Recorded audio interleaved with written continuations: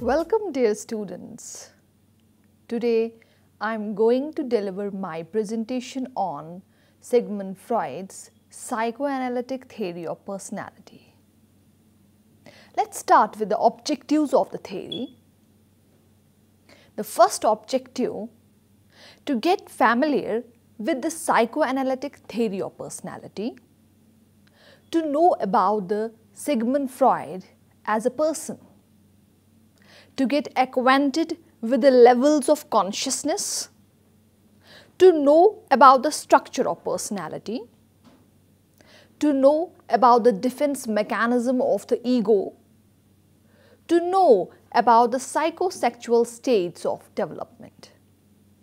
Let's begin with the introduction of the theory. The history of the world is dominated by those few creative geniuses who have shaped human knowledge and values, and hence the course of world events. Sigmund Freud stands equal with Albert Einstein, who radically changed our understanding of the physical world. Karl Marx, who forced many to think their understanding on the basis of the society and the relationship of the social class to economic laws. Copernicus, who destroyed a century-old worldview, believed that the earth is the center of the universe, and few other individuals in history in his impact on the human thought. Before Freud, most people believed that human behavior is governed by conscious processes, and the individuals are basically rational, aware of the reasons of their actions, and function in a state of internal harmony. Freud demonstrated otherwise.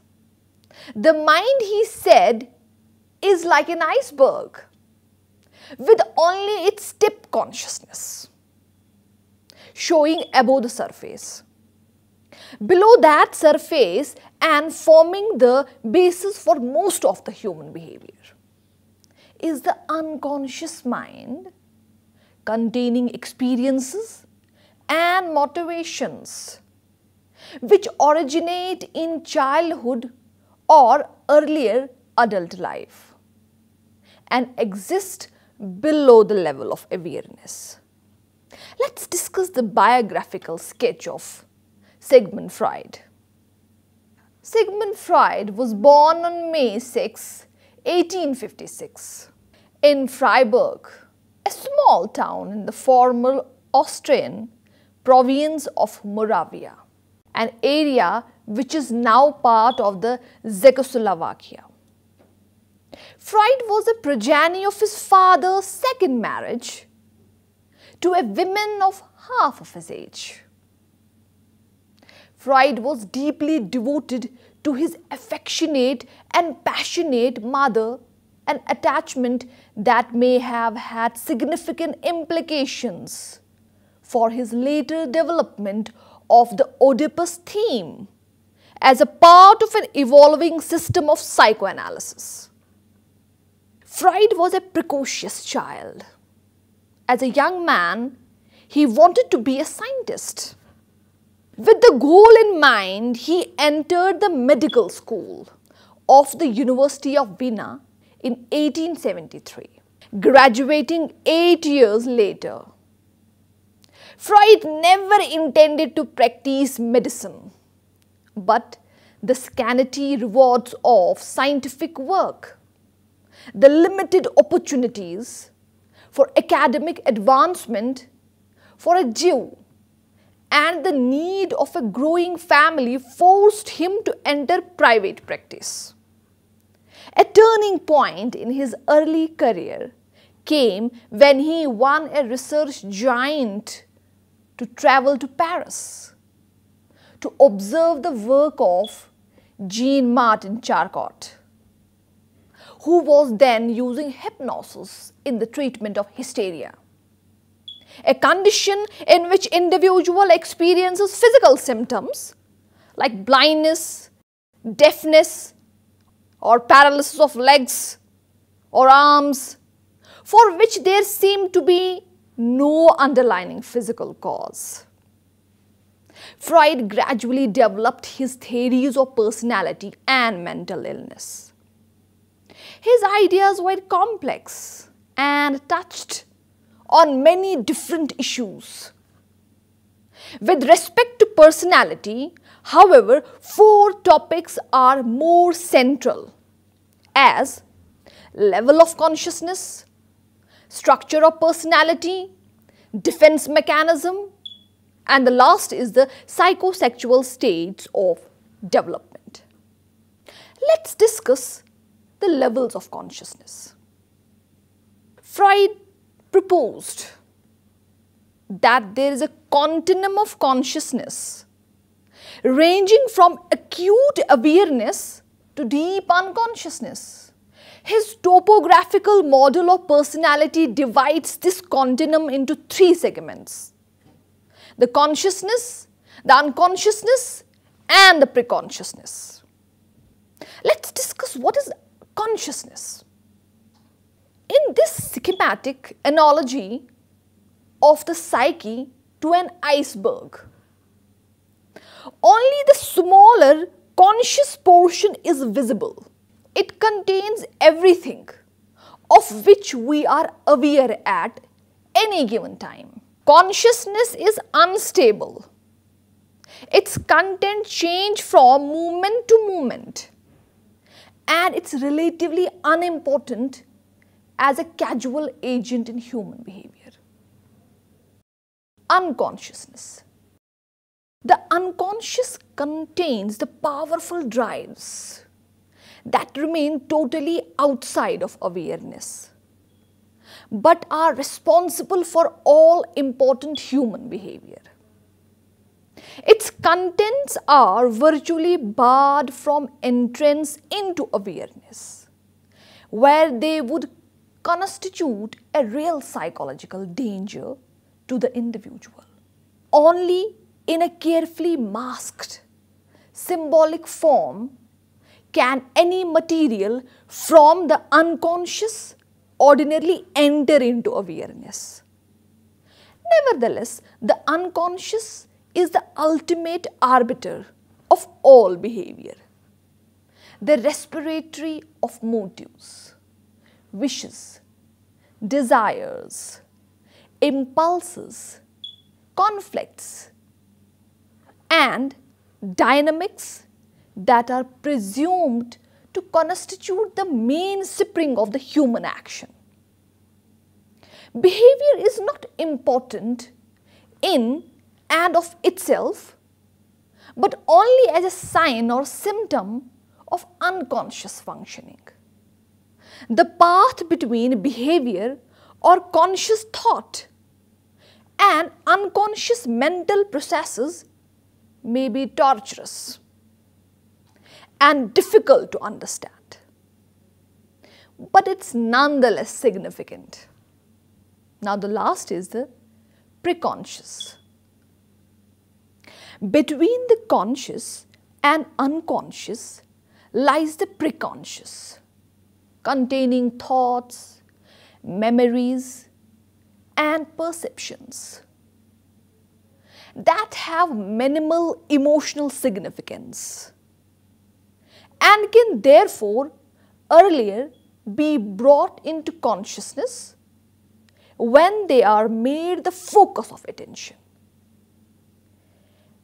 When you are asked, for example, what's your address? You summon with information from the preconscious with no difficulty at all.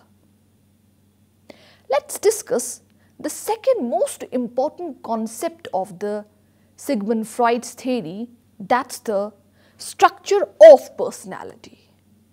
Freud suggested that personality consists largely of 3 parts: the id, the ego, the superego. Let's discuss what is id. The id consists of all our primitive and innate urges.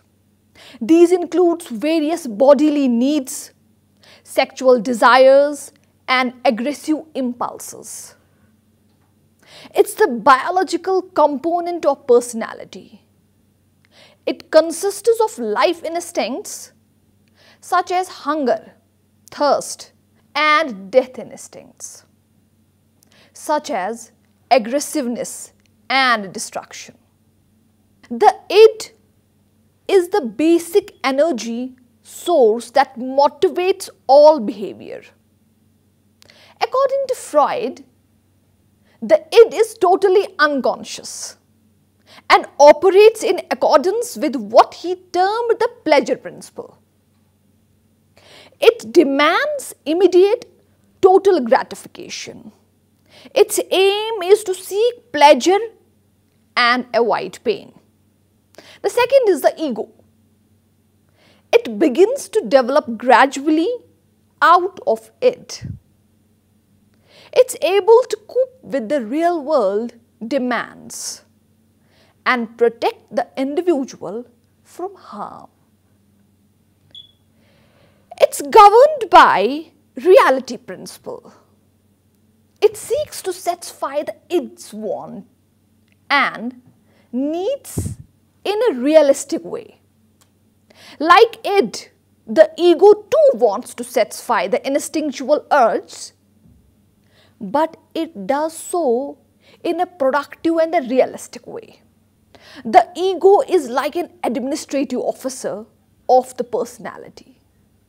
It's largely conscious and in direct contact with the external world. It functions as an intermediary between the instinctual demands of the id and the reality of the world. The last part of the personality is superego. As the infant becomes a child, a third part of personality called superego emerges. It represents moral ideas and strives for perfection rather than for pleasure. It tries to persuade the ego to pursue moralistic goals. It makes the task of ego harder by forcing it to consider not just what is real, but also what is ideal. It acts to inhibit the impulses of the id. It prevents the id from experiencing its primitive impulses. While id is driven to seek pleasure and the ego is to test reality. The superego includes two distinct subsystems, that is, conscience and ego ideal. The conscience consists of moral inhibitions or should nots of the behavior that stems from punishment.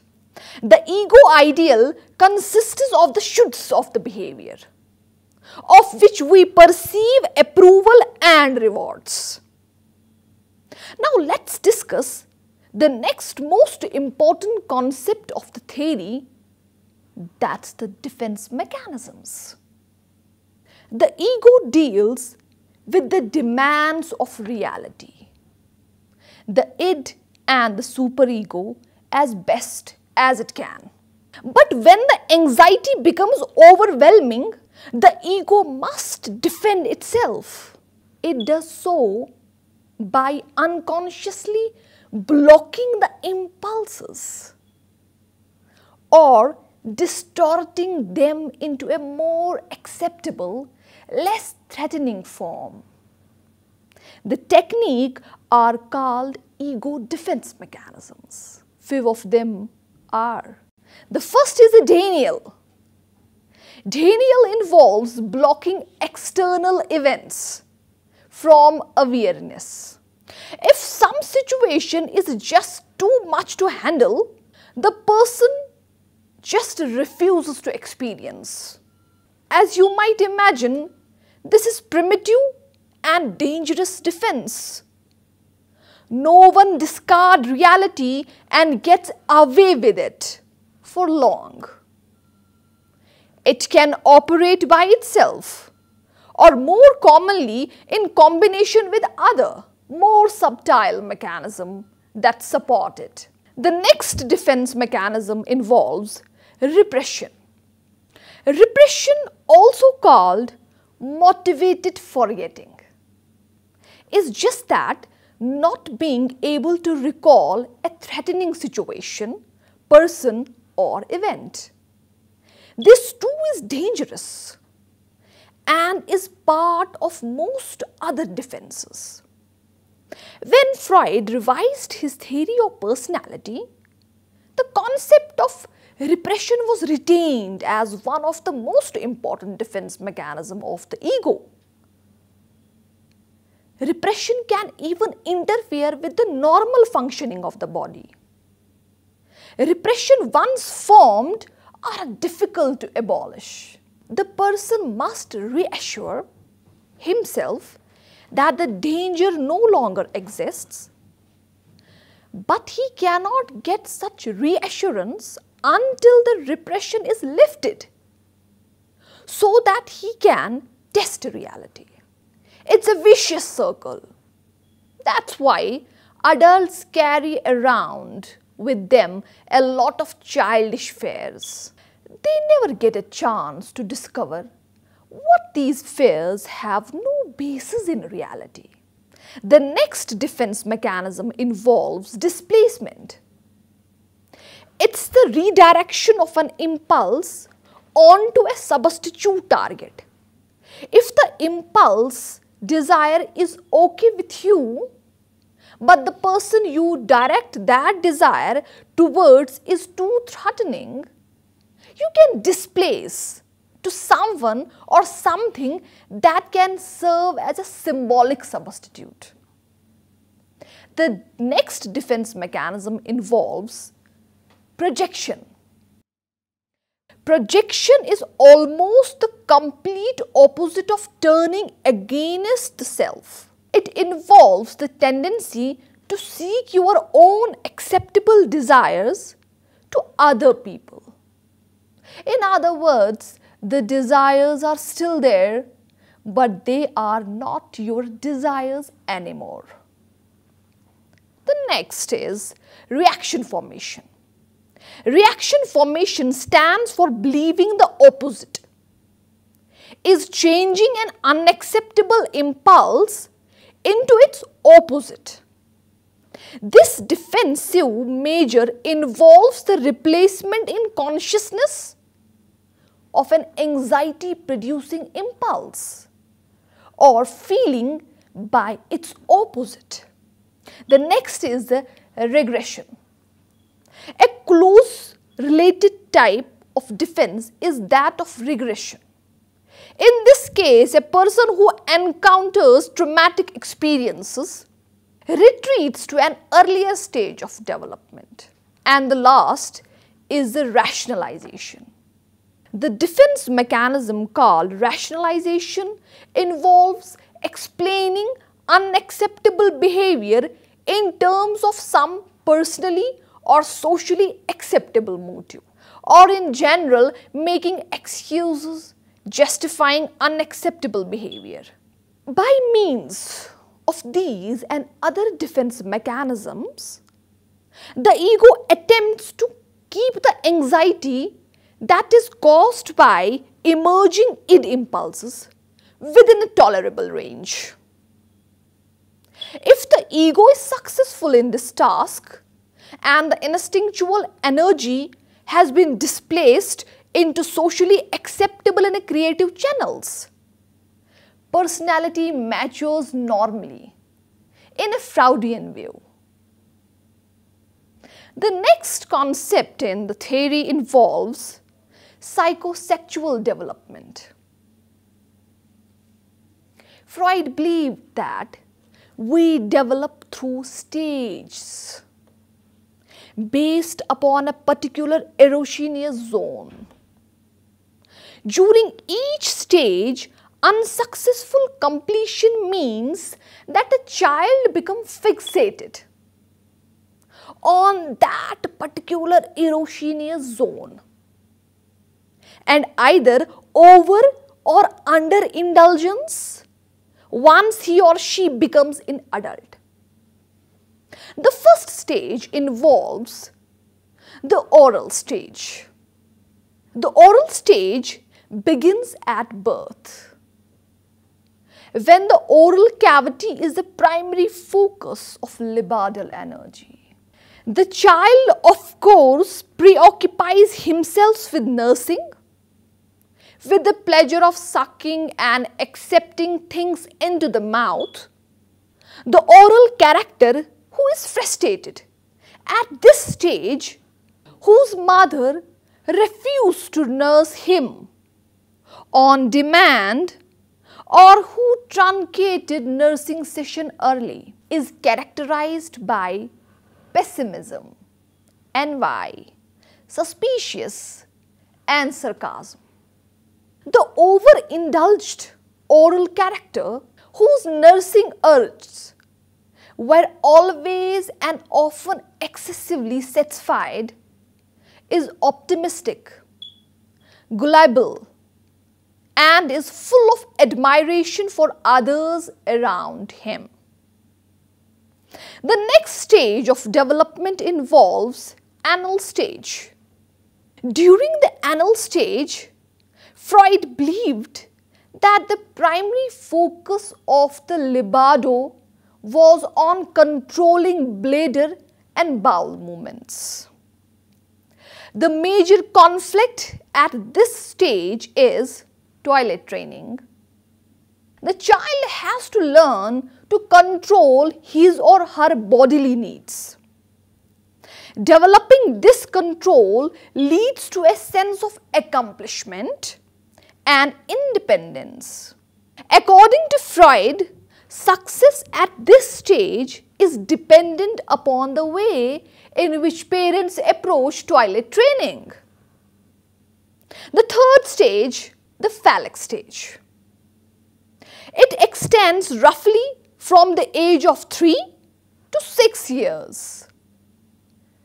When the child first becomes fully aware of the genital differences between the males and females, child feels great affection for the parents of opposite sex and a sense of jealousy and rivalry with the parents of same sex. For boys, this issue is called as Oedipus complex, and for girls, it's called as Electra complex. The fourth stage involves latent stage. It begins around the age of 6.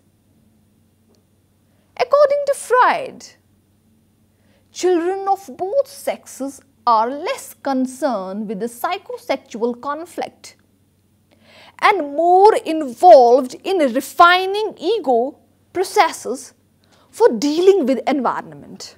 Freud believes that sexual drives remain unrepressed or latent during this period. The last stage involves genital stage. It begins around puberty, when the physical chains of adolescence reawaken sexual urges. The sexual feelings that were dormant during the latency period re-emerge in a full force. Adolescents and adults seek to gratify these drives through sexual relations with people outside family.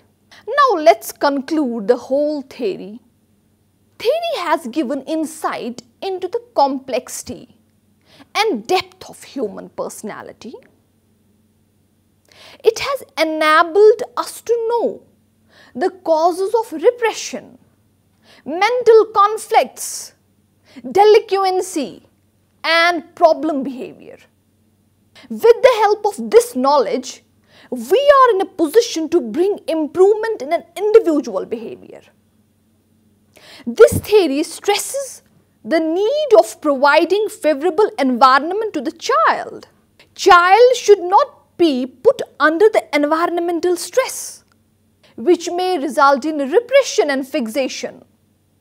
And sometimes these are so strong that it's difficult to come out of them. It's against the traditional concept of discipline, which is negative in connotation. It favors a concept of discipline which is based on love, sympathy and understanding.